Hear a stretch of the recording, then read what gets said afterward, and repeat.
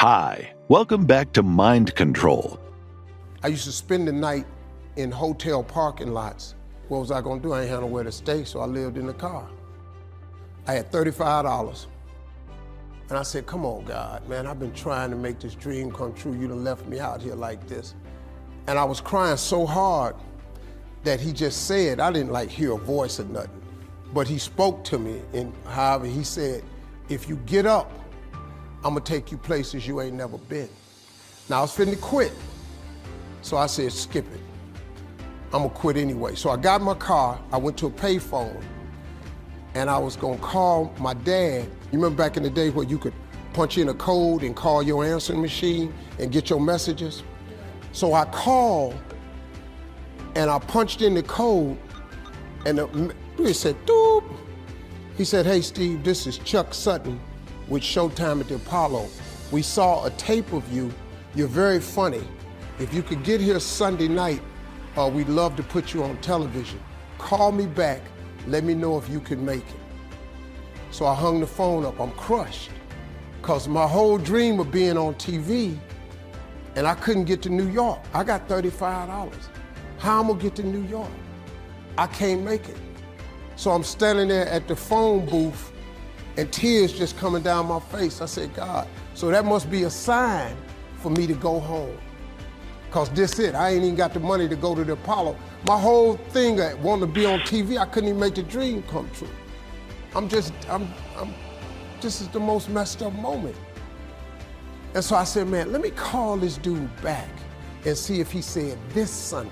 Cause maybe he said next Sunday and I can hustle up a little bit of money or something. I don't know what I'm gonna do, but let me just call him back. So I called him back. Steve, this is Chuck Sutton, Showtime at the Apollo. We saw a tape of yours. You're very, very funny. Look, we have an opening Sunday night at Showtime at the Apollo. If you can make it, we'd love to put you on TV. I said, it's this Sunday. Before I hit the button, I heard, doop, you have another message. That wasn't there before. So I punched my code in, I listened to the second message. It said, Steve Harvey, this is Tom Sobel from the Comedy Caravan. This was a Thursday.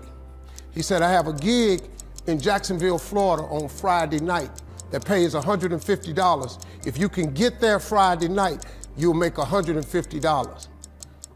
So I called him back and I said, hey Tom, did you get a gig away? He said, no, it's still available. He said, can you get there? I said, I'm in Pensacola, Florida. I'm 3.5 hours away. So I drive to Jacksonville, Florida, and that night I made the 150. The club owner said, man, you funnier than the guy we hired. If you stay tomorrow night, I'm gonna give you another $150. So now I got $300 now. So I get on the phone, I call Chuck Sutton. I say, hey man, is the gig still available at Showtime at the Apollo? He said, yeah, we got one opening left. I said, I'll be there. So I called Eastern Airlines, who used to be open back then. They had a special for $99 going from Jacksonville, Florida to New York round trip. So I parked my car at the airport. I got it.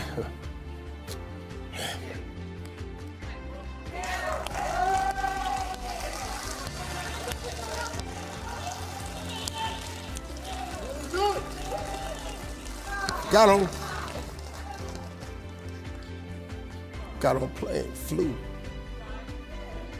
Everything I had was in 2 bags. Got to the Apollo. I said, hey man, I'm here. I got there at 11 o'clock in the morning. He said, you can't stay here because you don't come on to the late show tonight. I said, man, I ain't got nowhere to go. I said, if you just let me stay in this building, man, I ain't gonna move around nothing. I ain't got nowhere to go. I'm in Harlem, I can't go back out here. I got these 2 bags. I got victim wrote all over me, man, so. He said, all right, if you go upstairs, don't come down. So he put me in a dressing room on the 6th floor. So that's where all the comedians were. So I stayed up there. I got hungry around 3 o'clock, and I couldn't take it no more. So I went back downstairs, a dude named Alton Liston. I said, hey man, he said, man, I thought I told you, don't come down them damn steps. I said, hey man, I'm just hungry, man. I said, let me go to that KFC I saw on the corner, just let me get some chicken. I'll come right back. He said, man, if you ain't back in 20 minutes, you ain't getting in this building. So I went, bought me some chicken, came back. So the comedians started coming in the building. They started coming up on the 6th floor. So I meet this guy named D.L. Hughley.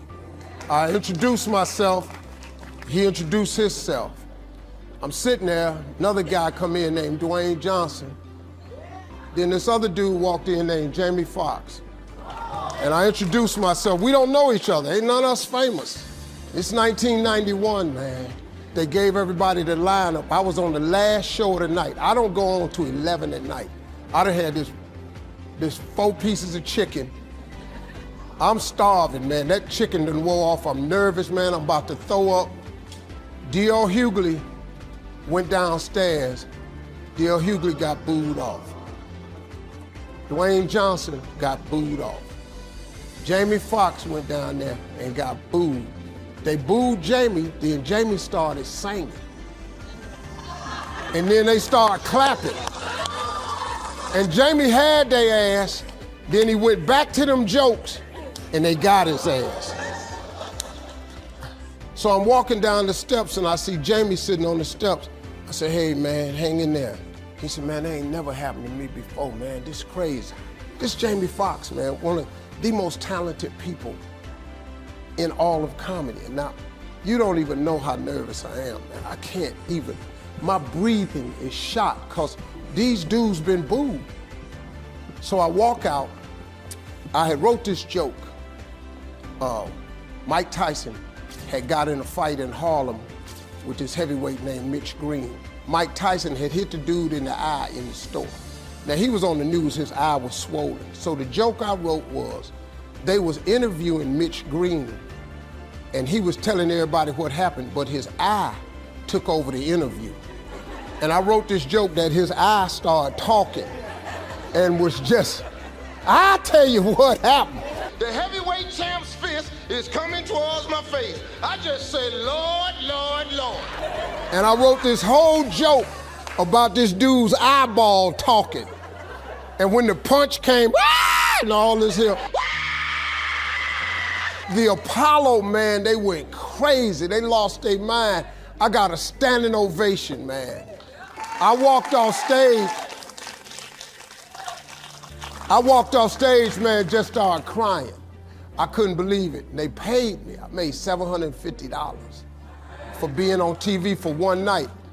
I'd never made $750 telling jokes in one night. And so that was my first television appearance. A couple weeks later, Sinbad was the host of the show.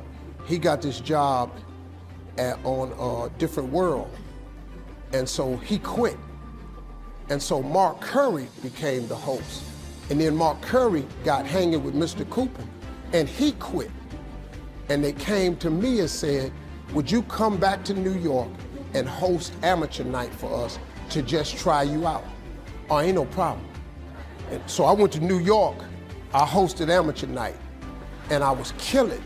But every time we went to commercial break, I was supposed to let the warm-up act take over like Ruben does.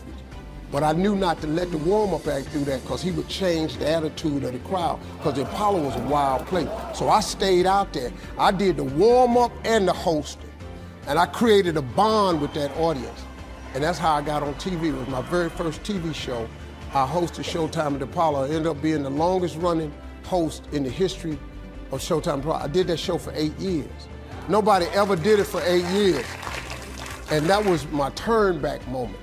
See, in your life, everybody has a turn back moment. You have a moment where you can go forward or you can give up.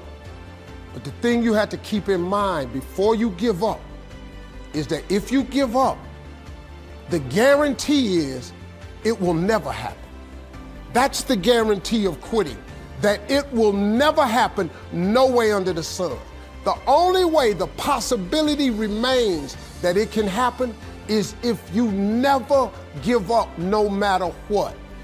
Because God is always coming. He's never too late. At your worst moment, look man, when they told me I had to be in New York, I saw no way I could get there. But that God don't. He make the phone ring. I end up in Florida, I make $300. Then I go to New York, I make $750. Almost got $1,000 out of nowhere. That's what happened to me. That was my moment of never giving up. That's when I first learned that faith was everything, that you have to remain faithful. We teach what we know, but we reproduce what we are. So if you're wanting to raise up some great leaders in your group, guess what? The first thing you need to do is be a great leader. Let me explain that to you. Let me just sit down for just a moment. At my age, it's a highlight. Let me just sit down for a moment and let's go back to the law of the lid. Remember when your lid was a 5, what was your company going to be? It was going to be a... Absolutely. The lid says you can't have a 6, you can't have a 7, you can't have an 8, you can't have a 9. You're a 5 leader. A 5 leader doesn't have 7s. A 5 leader doesn't have 8 companies. 5 leader doesn't have 9. 5 leaders have 4 companies. What kind of a person will you attract? If you're a 5 leader, you don't attract 6s, 7, 8, 9, 10. Can I tell you something? 8s don't want to follow 5. 8s go meet a 5 and they say, whoops, Mr. Magoo.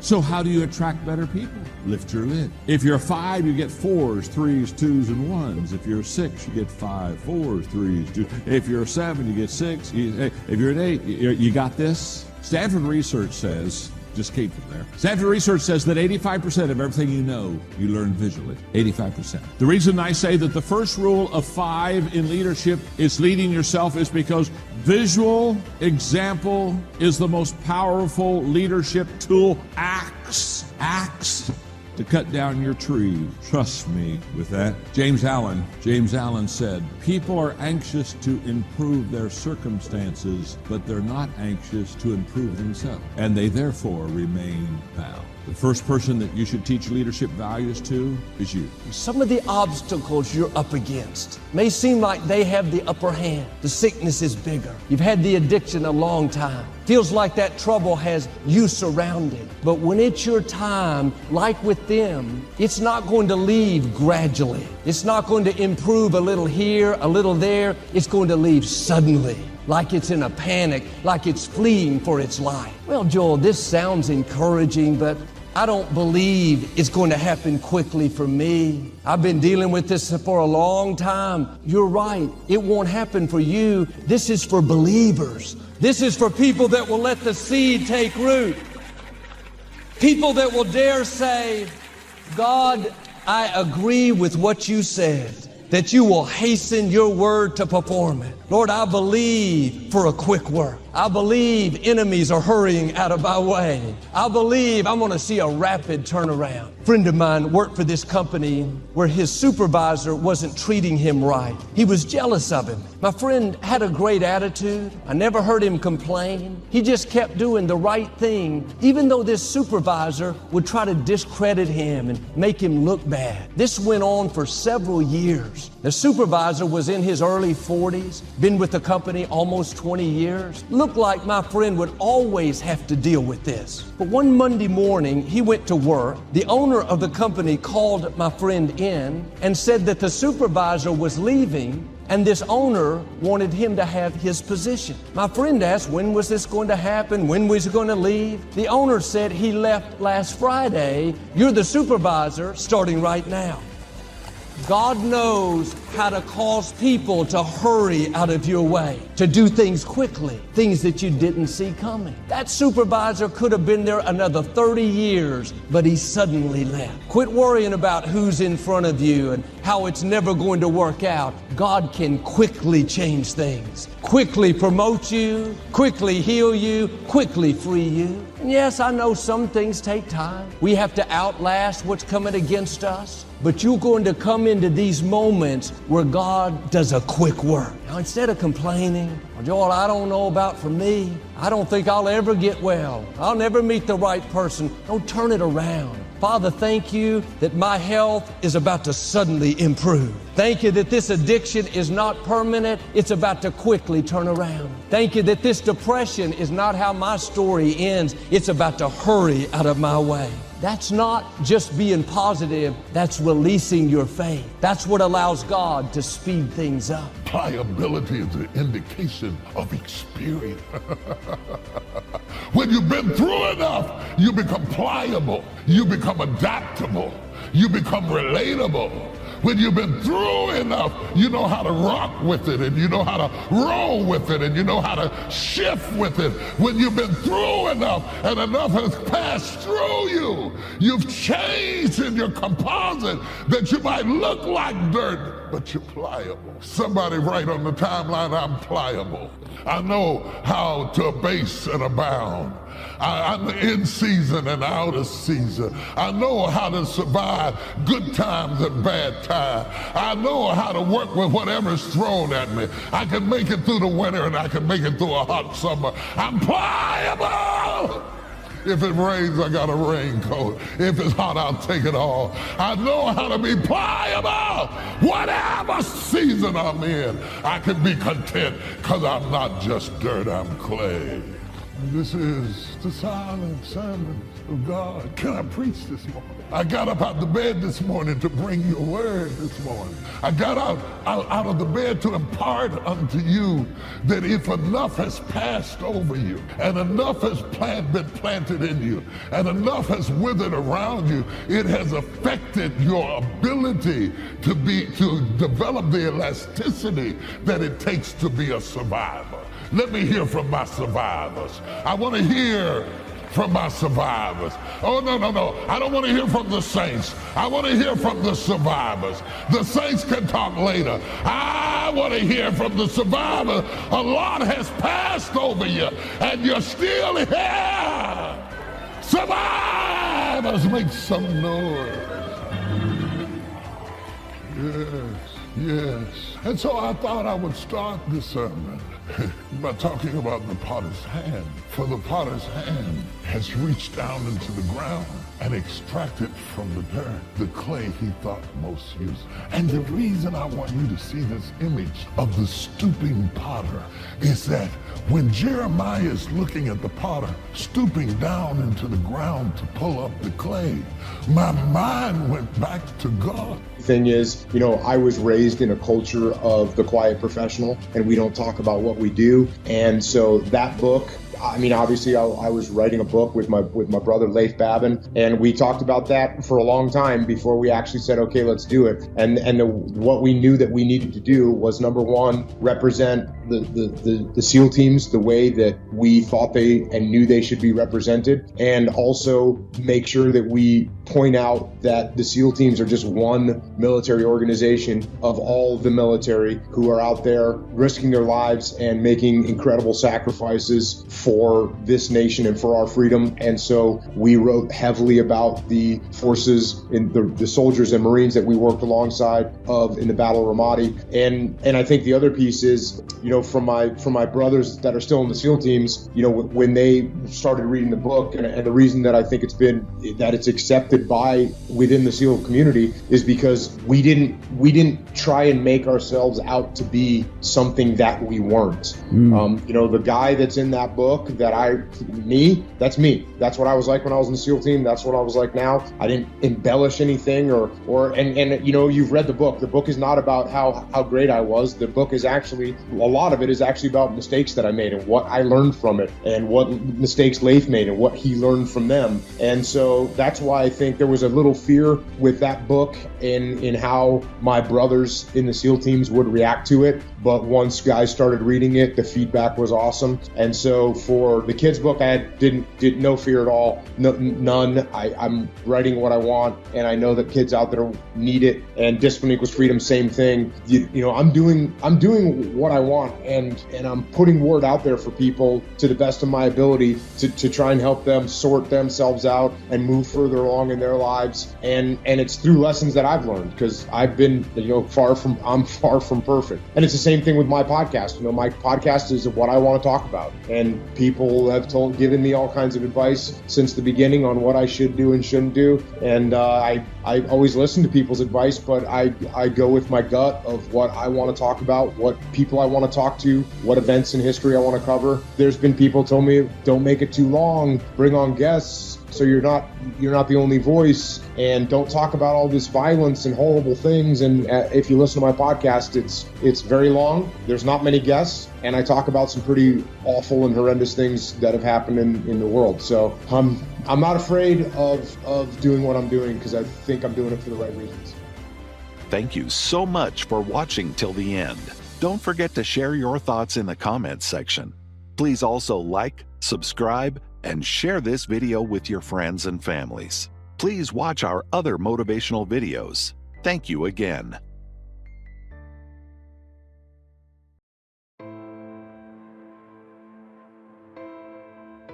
If we can change our perspective, how we think, it just changes about everything in our life. As a man thinketh in his heart, so is he. And we're going to talk about perspective. We're going to talk about perspective about possessions today, which is a tremendous principle also that I'm going to share. But outside of sharing my faith, which I try to do every day and just love to do, outside of sharing my faith, if you and I sat down and around the table, just the two of us, one-on-one, okay? Just a one-on-one conversation. And you would look at me and say, John, what is the thing that you would say to me that would best improve my life? I would talk to you about how you think, how I think, our perspective. In fact, I put in our lesson today some perspective principles that I just think are huge. And let me just give them to you real quick, okay? You ready? Let's go. First of all, how we view things determines how we do things. That's just an incredible principle. Now, each one of these I could preach 30 minutes on, but they won't let me do that. But how I view things determines exactly. So if I view things in a perspective of wanting to serve with excellence, guess what I'll do? I'll serve with excellence. If I view things in a very kind of a average way, then I'll put average into that endeavor. So how I view things is how I do things. Let me give you another perspective principle that's just huge too, and that is what you see is who you will be. And we see things not as they are, we see things as we are. That's why two people can be in the same situation, same experience, same place, and see things completely different than anyone else. So what is before you isn't what you see, who you are is what you see. This third one is just amazing. Whenever I do conferences on how to create positive change in organizations or in people's lives, this is kind of a cornerstone of that thinking. And so let me give that to you. And that is that when we change the way we look at things, the things that we look at change.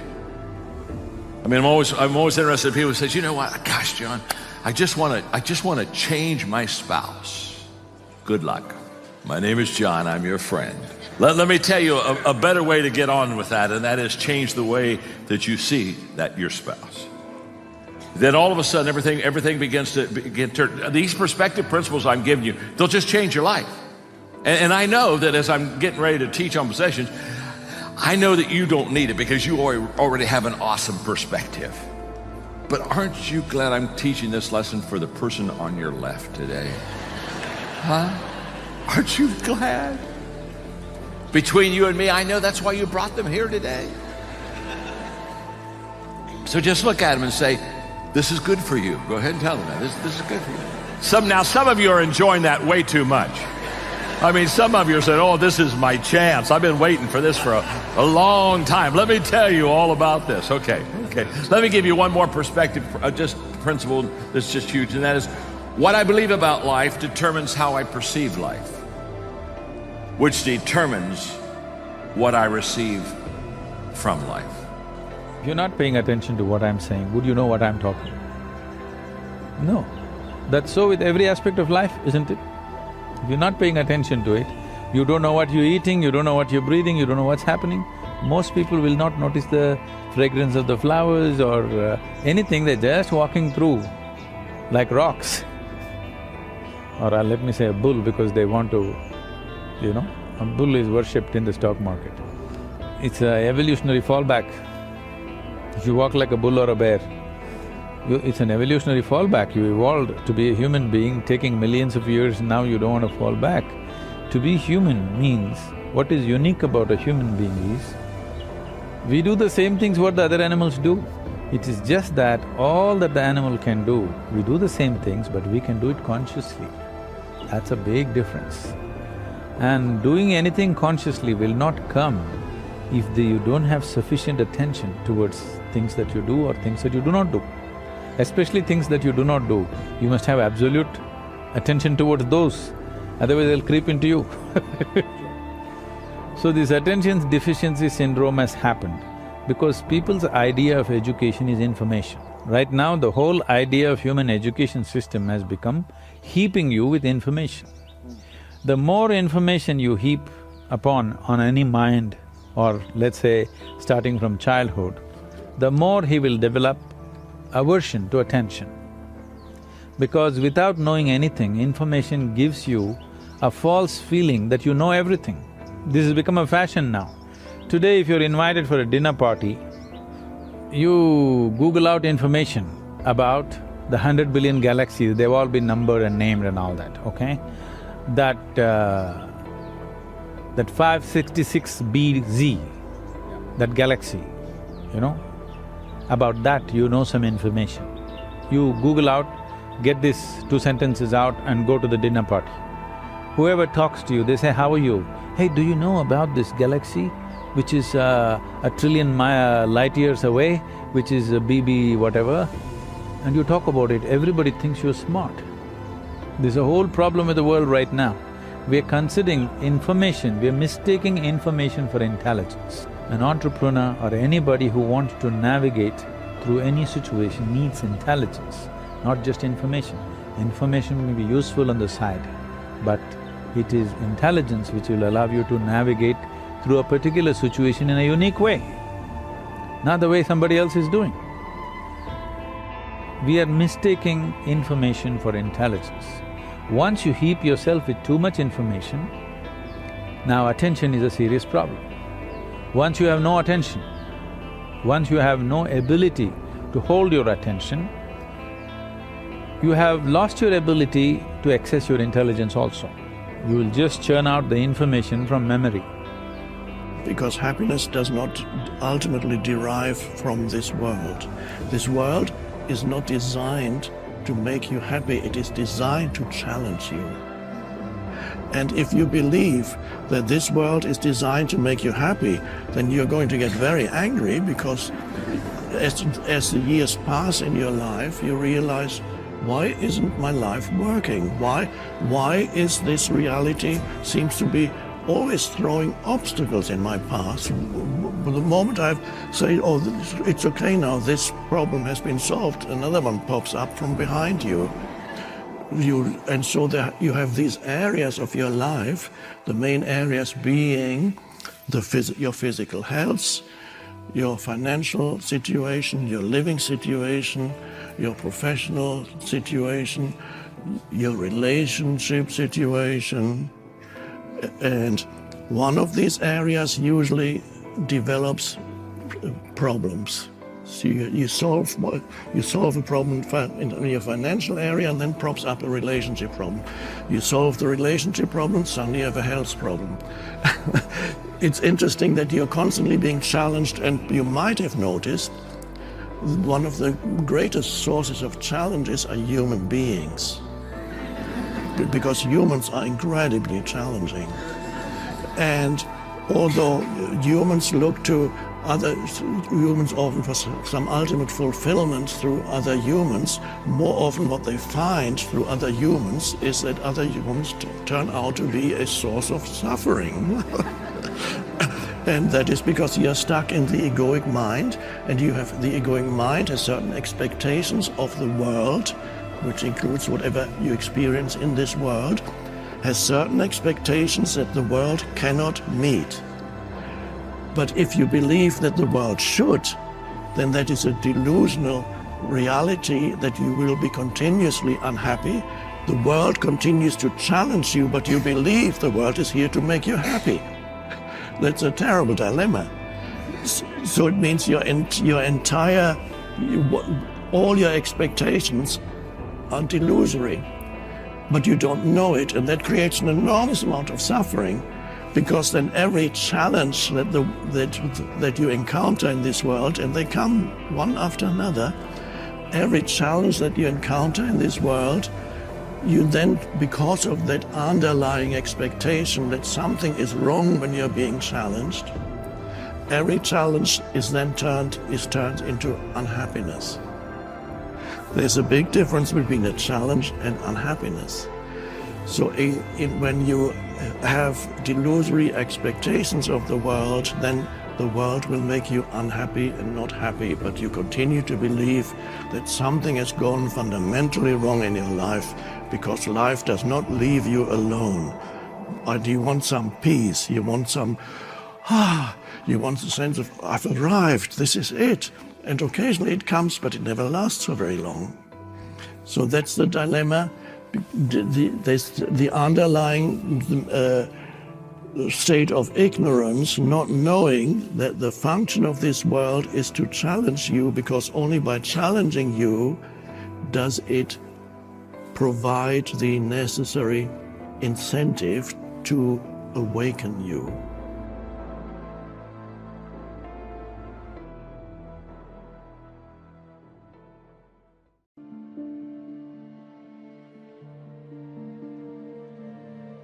Whatever threatens you, I'm asking you to threaten it back. Take care of your responsibility, but don't take anything off of anybody.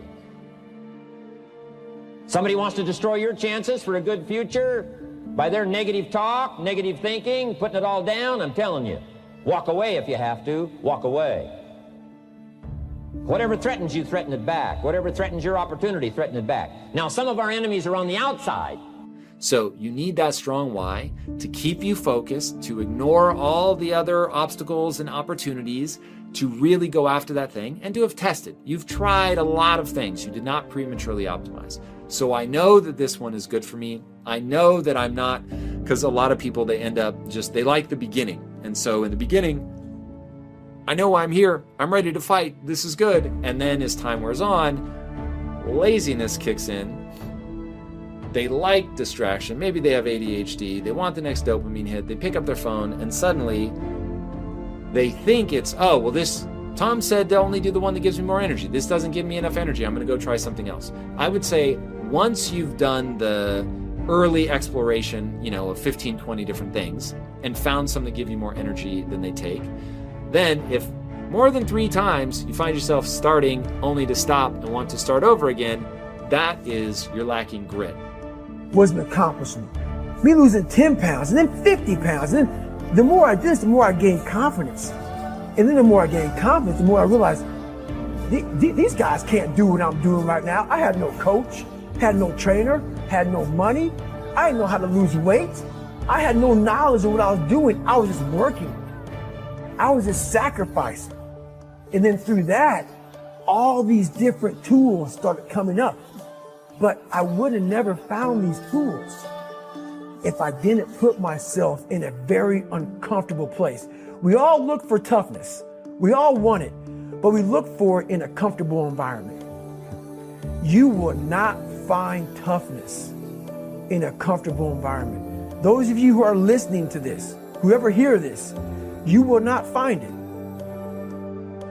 The stage is set and it's time to rock and roll the heart of a champion. You can't pretend or fake it just to make it. When you speak with power. Own it, recognize your purpose in this world. We are all made to do great things. What good is your greatness? If you don't stand on it, this is not the time to quit. This is not the time to give up. But you got to keep on fighting. Yes, darkness is upon you, but there will come a time the sun will shine. This is the opportunity of a lifetime. But the time has come for you to succeed, for you to understand that you've got a mission. Don't let the losses keep you down. The mind is a powerful weapon. Resurrect yourself from the pit of darkness. When the rest of the world says no to you, you say yes.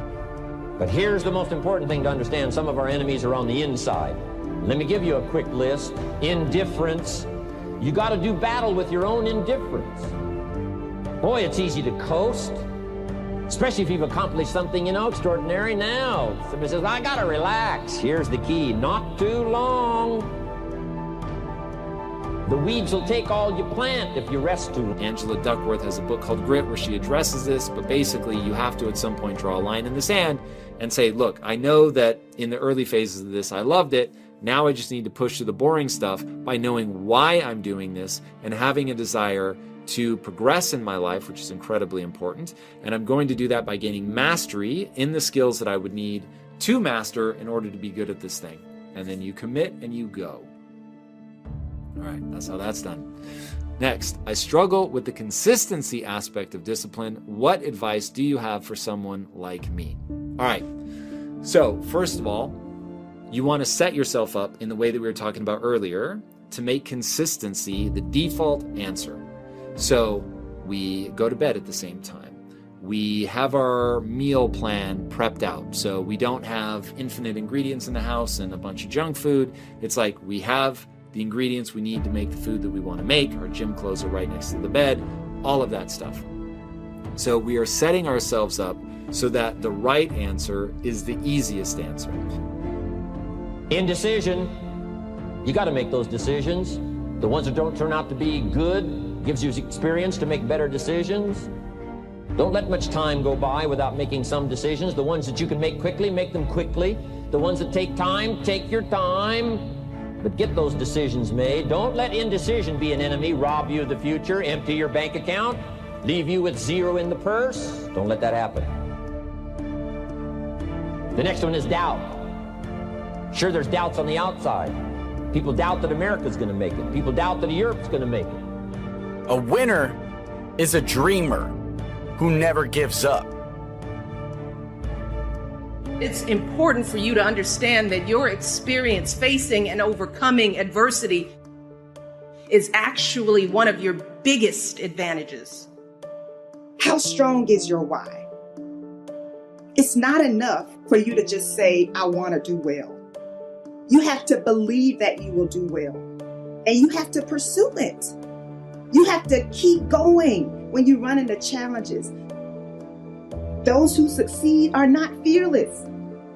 They had to show up even when they were afraid.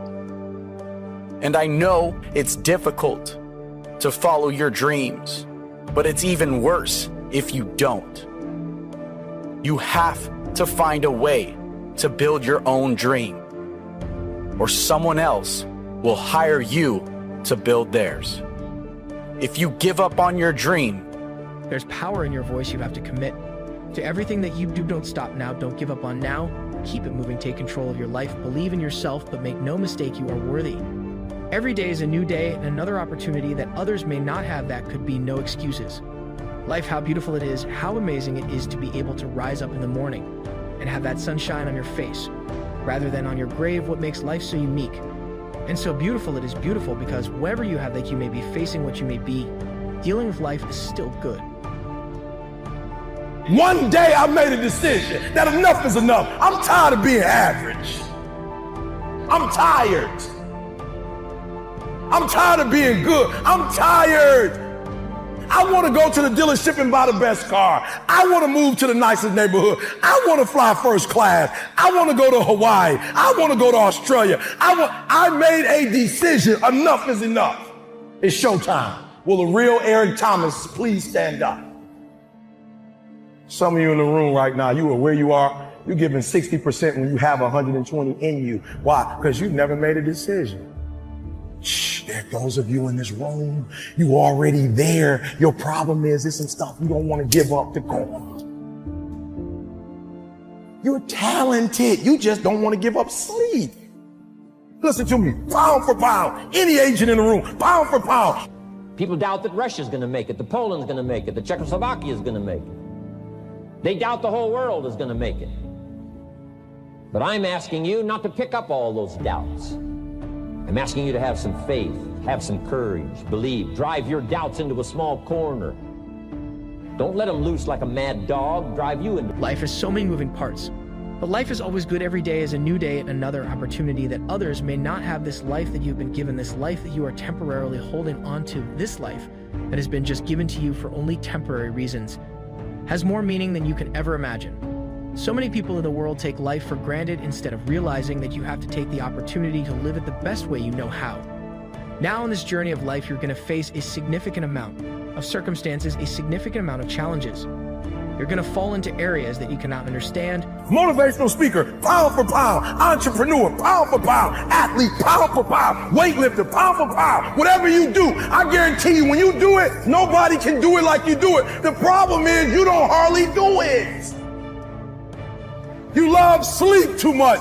You love that alcohol too much. You love that substance too much. You love that vice too much. There's something that you love more than yourself, than your dreams, than your goals. Watch what happens when you have a goal that only has 2 reasons. See how long that lasts. Watch a goal that has 50 reasons and see how. There's somebody called me the other day on an interview, stupid question. E.T., what do you feel like on the days that you don't feel like?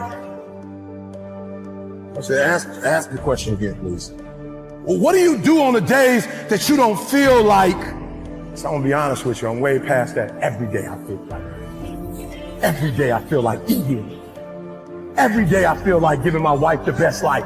Maybe it's not in a position for you to understand at that moment when you start to feel that you are in a position that you don't love your life, then shame on you because your life is a beautiful thing. And no one deserves to ruin it, no one deserves to control it. No one deserves to steal your joy. Your life is your life, and you have the right to live it the best way you can. You must discipline yourself and take full control and responsibility for the outcome, or whatever it is that you are seeking at this moment. There are going to be times that you will see something that is standing right before you, and you may not even believe that it's a reality,